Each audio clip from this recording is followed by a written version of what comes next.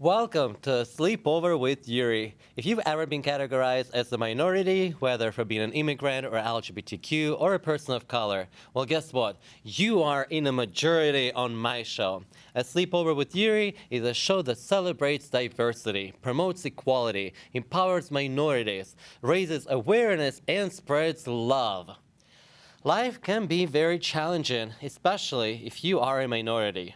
My guest tonight, however, is a triple minority. He's black, he's gay, and he is a first generation American. Yet he's a very successful young man and a true inspiration. I'm so excited to have a sleepover tonight with my new guest, with my new friend, David. Hi, David. Hey Yuri, how's it going? Going well. Thank you for coming over. Yeah, absolutely. And having a sleepover with me. Thanks for having me. It was hard to get you. I've been reaching out for weeks trying to get you by email. Are you always like that? Hard to get? No, it's just summertime. Come on, Yuri. You know, it's summertime. I It was gets like, are you playing hard to get with me or something? Well, I'm glad that I finally got you and you're here because I think you're fascinating and I can't wait to get to know you better. Thank you. What are you wearing? This is basically my sleepwear. I don't really have a true pajama, but I like to wear comfortable shorts when I sleep, and sometimes I'll wear a shirt or not. But I'll generally have my blanket with me when I go to bed, and just have my shorts. Do you have stuffed toys? I don't actually. Maybe I should get some.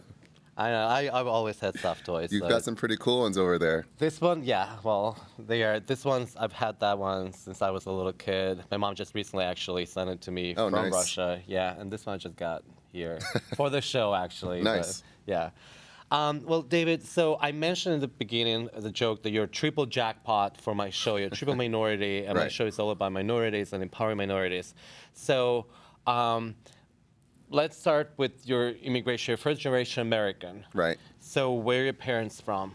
Sure. So my parents, they both grew up in Port-au-Prince, Haiti, an island in the Caribbean, a country in the Caribbean. And their families both moved to the United States in the early 1980s. Why did they move from Haiti?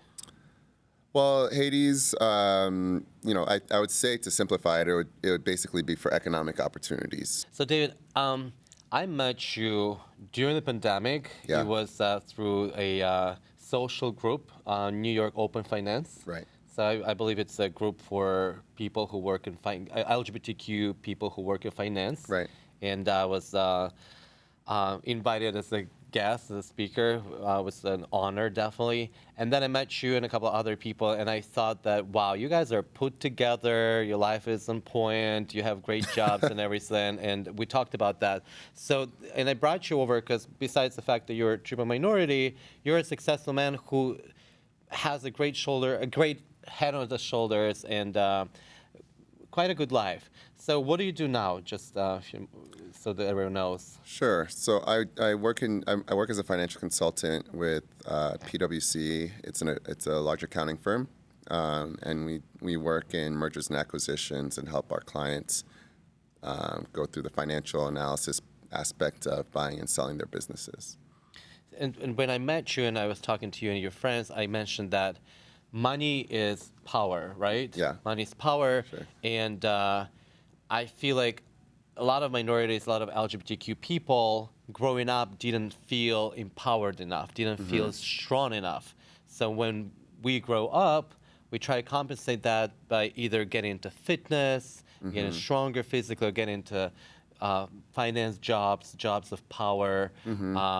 Was that the case for you? Why did you choose to be in the finance world? Yeah, so I would say that's actually it's a mix of those three kind of backgrounds in a sense, right? Because as a first generation American, your parents or your families that immigrate into the country, there's this underlying sense of you need to be a successful American. That's why we came to this country, and so you need to be better than where we were. And how did that? Because they said underlying. Would your parents directly tell you that, or how did you feel that pressure, sort of peer pressure on yourself?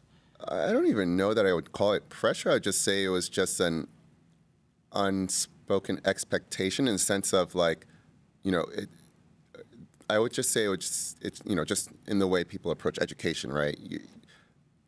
If you're not getting straight A's, there's a conversation, right? With your parents, you mean?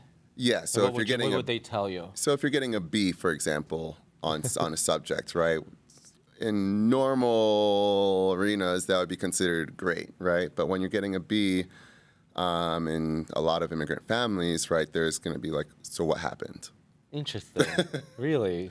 Yeah. Uh-huh. I mean, not to say that I was a straight A student all the time, but there was definitely like you need to step it up in Would this they area. manipulate you? Would they say, "Hey, we did this for you. We came here to the States and we, survived and struggled to get where we are to give you what you have." And this is like, would they use that as like, would they? What I would they wouldn't say they tell necessarily manipulated. I would just say, it was definitely understood that, they definitely sacrificed to. It's an immigrant story, right? But is there an example? I just want to know what immigrant parent. I mean, I'm an immigrant, but I moved here by myself Yeah. at a mature age, so I didn't grow up in an immigrant family. But I know Right. the stories. And I just want to know, what do the parents tell kids? How do they? Because maybe American parents can tell their kids the same thing, so to motivate them. Well, there's this kind of mindset that, hey, we came here for better opportunity for you. Interesting. So it's like you need to take advantage of this. And that is no pressure, no manipulation at all. Yeah. Okay. But at the same time, when that's all you know and you're Yeah. growing up with that mindset, you would assume that everybody else has the same mindset as well. It's not like you realize that that's not necessarily going on everywhere, right? So, your parents set high expectations for you, and when you get high expectations, you will tend to meet them. I agree. And when you talk about something, or when people tell me something over and over again, I mean, it's definitely gets settled in my head, and it's something that I start thinking about. That's a very interesting point. But did your parents, would you say they struggled as immigrants here in the United States? Because you mentioned they both went to college. Well, they definitely sacrificed, right? So my dad, he currently works in IT as a network systems engineer, but to pay for his education, he had to work night shifts as a security guard in Brooklyn, and they both my parents paid their way through school, right? It wasn't that they were relying on money from their families to make their way through school.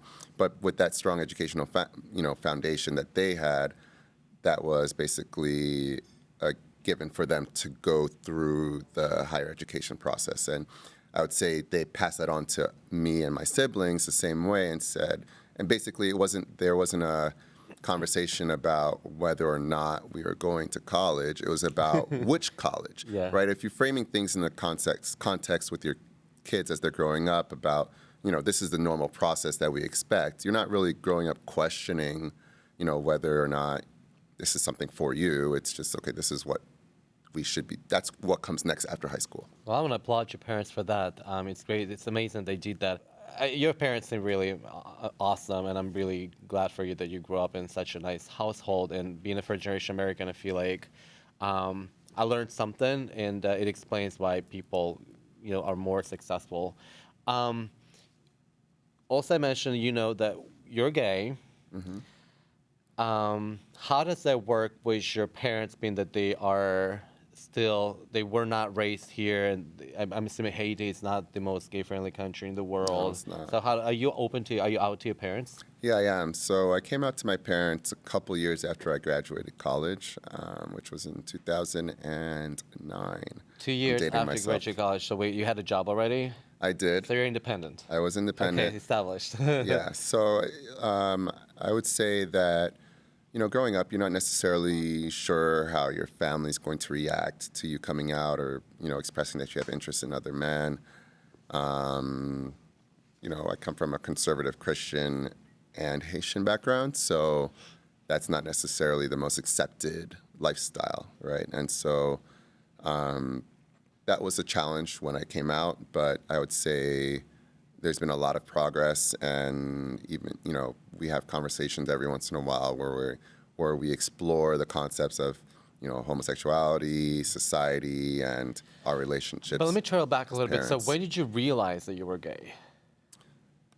I realized I liked guys when I was really young, I would say.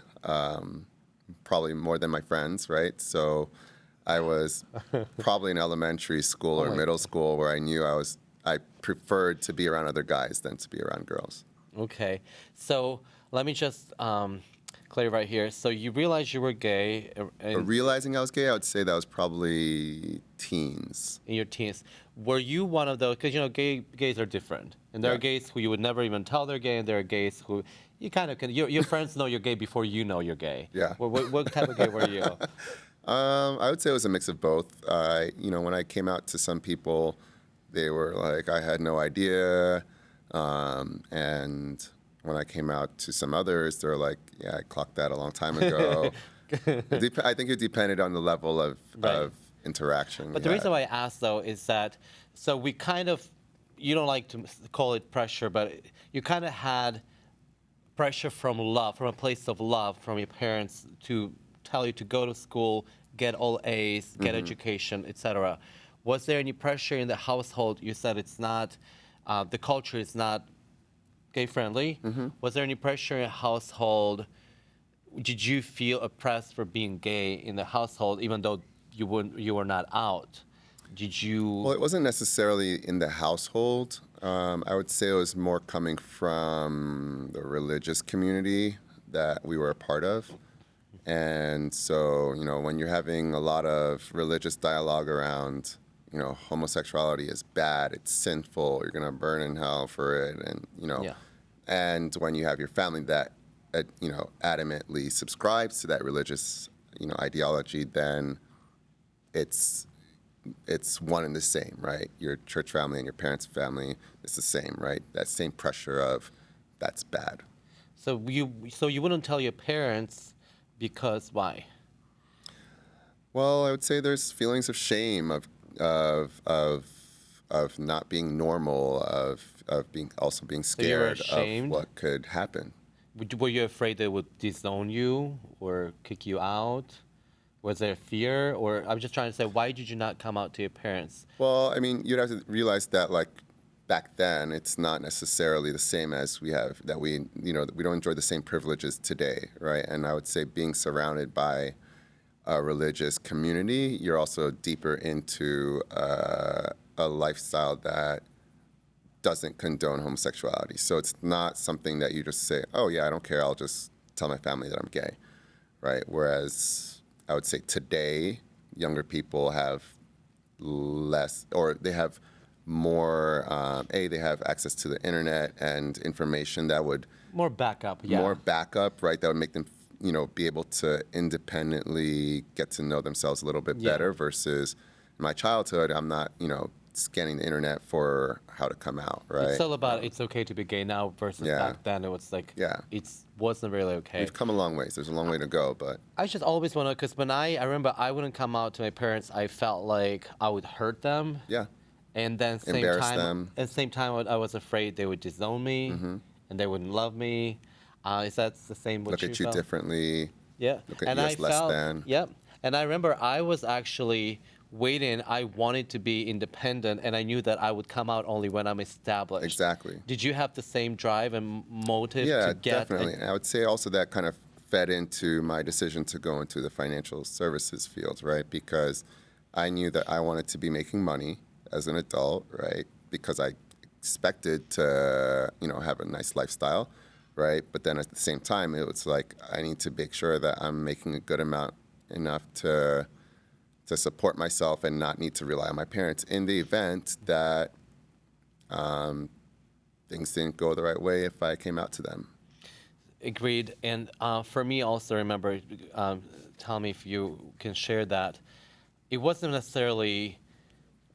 I mean, yes, I remember I was trying to overachieve, and I'll be rich, and you guys will just, because I had so much resentment and anger towards the community in my hometown, and I thought I would, get out there and have all I want, and you won't.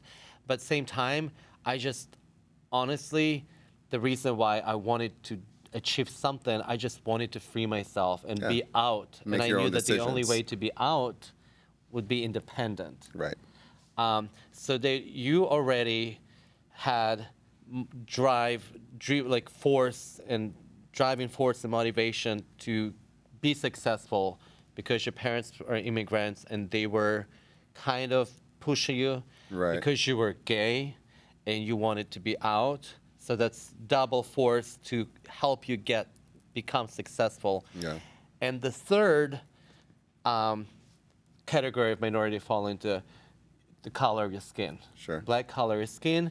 And how did you, and it's very timely to talk about that, especially with the whole Black Lives Matter movement that we experienced during the pandemic. Was that a force for you to get better and to prove people that you are as good or even better? Did you experience racism as a black male growing up? So I would say that it's a mixed bag, right? Because as a black young man, you definitely notice the fact that you're treated slightly differently because you're black, right? Give me an example. Well, very often people want to bring up your race, right? I would say more frequently it would be white people that would bring up the fact that I'm black than other black people, right? And at the same time, other black people do, but we don't engage with each other around the fact that we're black, right? But white people always want to engage with us about the fact that we're black, right? And so there's always a constant reminder that you are something else than the normal, right? And, sometimes you get teased as a child. I definitely got teased as a child. I went to a predominantly white elementary school. When you say you got teased, give me an example. For your features, right? So, your nose, larger lips, your hair texture, your skin color, like, oh, I'm almost as dark as you, or I can't see you, smile. So stuff like that, right? Thank you so much for sharing this, by the way. This is and I understand it's a very personal matter and topic, but also I feel that teasing, and thank you for using this nice word tease, but also this tease can be translated or seen as verbal abuse. Sure. So basically, people of color growing up in predominantly white neighborhoods being teased by other kids, being verbally abused. Yeah. If that's what's going on. Definitely. And how did that make you feel when you were being a person of color, especially in a predominantly white neighborhood? Yeah, it ostracizes you, right? It makes you feel like you are not part of the group, right? You are second class in terms of citizenship, right? You're not a real American. You're a second class American. You're a subpar American. Was that for immigration? Because your parents were just in immigrants, general, or for the just color? in general. I think this country, in white circles, will tend to otherize the black communities and people of color communities, regardless of their immigrant status. And basically, that's why you'll have a lot of people asking, oh, where are you from, to people who have been here for generations and stuff like that, right? In terms of trying to ask what country they came from outside of the U.S. When I was growing up in Russia and I was teased, which we can just say now that we were verbally abused for being gay, I remember feeling angry, resentful, but same time remember thinking that I will get out of here. I will do so well, and I will prove you that I'm so much better than you. Did you have that feeling and thoughts when you were teased? What did you think when they were teasing you? You felt like an outcast. What were your thoughts? Were you trying to do better than them? What was your coping mechanism? What were your thoughts? Well, I wouldn't say that I was trying to do better than them because they were teasing me. I think it was just, it was our culture to be very focused on education in general, right? And then I think when I was around 10, my parents switched me to a private Christian school, and that was a lot different in terms of demographics. It was a lot more Black and Latino, and it was probably a good mix. It was a lot more diverse. So throughout that middle school and high school, those years, my classmates were a lot more diverse. So there was less of the feeling of I need to fight against some kind of system, right? It was more like, all right, get your education together, and follow these kind of paths, and select something that's going to be potentially a good career, and then you'll be fine. So, And the reason why I just keep asking you, David, because what I'm trying to understand, and my show is all about race and awareness. I can relate on being an immigrant, being gay. I cannot relate on much on the racism issue. 'Cause I grew up in Russia, and I was never teased for different Right. having a different skin color. But so you mentioned that because of being first generation American, it was more from coming from your parents to have a better life. You need to do better. So it was more education. Education came from your parents and some culture, focus on the language. For being gay, you wanted to be independent. So Right. you can be independent, you can be out and about. Being Black, and experiencing racism, what that gave you, what force and power that gave you. That's something that I'm trying to understand because I never experienced and I can't relate. So I would say that it generated within me a sense of frustration, in the sense that like it coming from a background where your family and your community is Black, and you know that they're all successful, and you have a lot of successful friends, and you also know that you are just as good as anybody else that walks this earth, right? It's just it just didn't make sense, right? The way that people engage on the topic of race, right? It just literally makes no sense to distinguish people by their skin color, right? There's no scientific basis for it. And so growing up, it was more like a frustration of like, why is this topic constantly coming about, and why do I have to deal with it? I'm educated, I'm doing well, and I deserve just as much as any person next to me, regardless of our skin color. So how that started to translate would be not necessarily when racism is directed at me or when I experience any hardships. It would be more around if somebody would give me preferential treatment and say, oh, but you're not really Black, stuff like that, right? And I'm like, well, I am Black. And by you trying to imply that Black, because you're educated, because you speak well. yeah, exactly. By I these hear you. by these That is characteristics racist, that I yeah. have, that I'm no longer Black, it's frustration, and it also insults the other Black people around me. David, I'm so glad you mentioned this. This is not something I expect to hear from you, but when I asked you about what immigration status gave you, what being gay gave you, what experience racism gave you, when you said the racism gave you frustration, it did raise the alarm and rang the bell. I had an episode on racism last season, and the guy interviewed said that it makes you feel angry. Yeah. And when the Black Lives Matter movement happened, which was criticized by a lot of people for being violent, for being aggressive, for being angry, I think now, for me personally, I understand why it wasn't necessarily the most peaceful protest, because racism makes you feel frustrated and angry, and that's exactly what people showed how they feel, what racism makes them feel. So for me personally, this sleepover made me understand the whole movement better, and Yeah. why was it the way it was. And because I remember questioning what exactly this protest is trying to get, like what, there's freedom and everything. So now I understand that it was showing the frustration and anger that racism keeps causing people of color because of ignorance of others.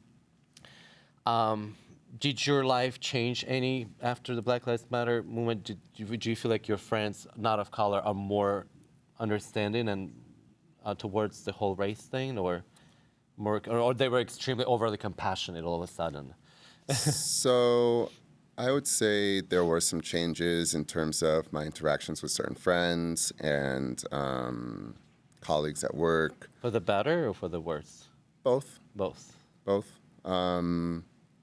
When you sometimes you know certain people, right, and you might not necessarily engage on deeper, important issues of the day. And then when they come to fruition and you start to see some of the rhetoric that people put out there and the reactions that they have or the lack of reaction that they have, that's when you're like, well, you're not necessarily a bad person, but we are not necessarily aligned. And so I don't necessarily want to spend a lot of energy investing into our relationship. And so you kind of have to wind those down. Yeah. Well, today, because we have to go to bed soon, today, let me just, first of all, thank you so much for having a sleepover. I got more than I expected, and it was truly inspirational for me, and I learned a lot. Today, you are a gay man who is out. You don't have to be in the closet. Today, you have a good job. You live in the gay neighborhood in the greatest city in the world. So today, you're successful, and your story is inspiration. You are an inspiration, and I'm glad that I got to know you and that you shared so openly about everything. And I hope for others you raised awareness and inspired some people tonight. I would love to keep chit-chatting and bring ice cream and Diet Coke and and watch Netflix. Stuff. But that's for another night. We have to go to bed. Okay. Thank you, David, so much for coming and Thanks for having sharing. me, Yuri. You're amazing, and continue rocking and being who you are, and continue achieving things and using your triple minority jackpot to help you, because it definitely has. And we're going to bed. Have a good night, everyone. Good night, David.